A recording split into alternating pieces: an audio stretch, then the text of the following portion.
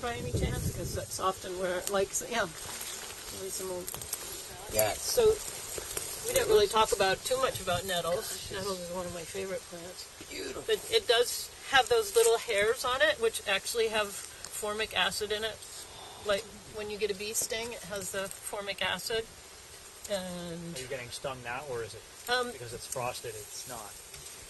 Yeah, it's stinging a little if I kind of do that. I actually don't mind the sting. I find it kind of interesting. I do too. You know, it's a little tingly, and if you're running through the woods when you're a kid or even an adult, I think it's a little insulting again. You know, you get this sting and a welt, and then some people actually use it therapeutically to build the stimulation. It's called urtication because it's rheumatism, is it? Or something like that. The people that have like rheumatism. Oh yes, will purposefully do it to increase the circulation. I personally don't know like any herbalists that are saying, "Here, I want you to do this." Right. But when you talk to elders, or especially, it seems like when I've heard that from people, it's somebody that maybe lived.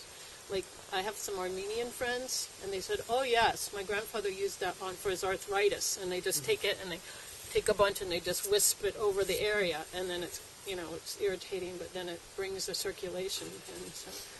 But mostly using it for food and medicine, and you can just see that green vibrancy. It's got that a lot of chlorophyll, and it's got a pretty high amount of iron. It has such a long season too. And it's got So did you say you guys cut it two or three times? And you'd think that would hurt it, but it really doesn't seem to, and it just will come right back. It is a big feeder, so if you put it in weak ground and you keep cutting it back, you'll see it'll come back paler and not as vibrant. But this must be relatively rich here because it's coming back really good. There is a,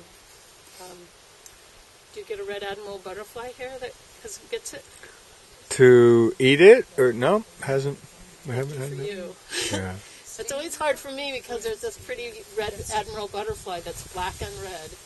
And we didn't know what was causing it before that, but you'd think, just when you think your nettles are perfect, this is really nice to pick them now before they flower. In general, they say they're higher in calcium content before they flower.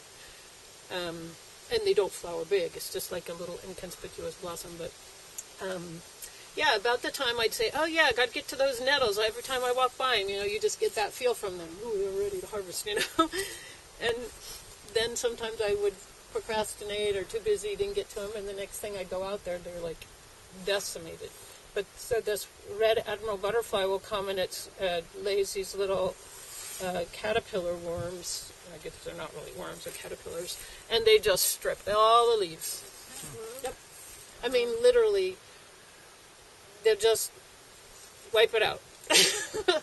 Wow. So then we felt kind of bad. Well, they are butterflies, but on the other hand, when we were growing a lot of nettles, we were going to get probably a huge supply of more out of balance supply of these because we were growing it by the pound to sell. But so we started using BT on it sometimes. That's the same thing that you might use on broccoli, which is organically accepted. But what is it? Bacillus Ticolosis or something like that.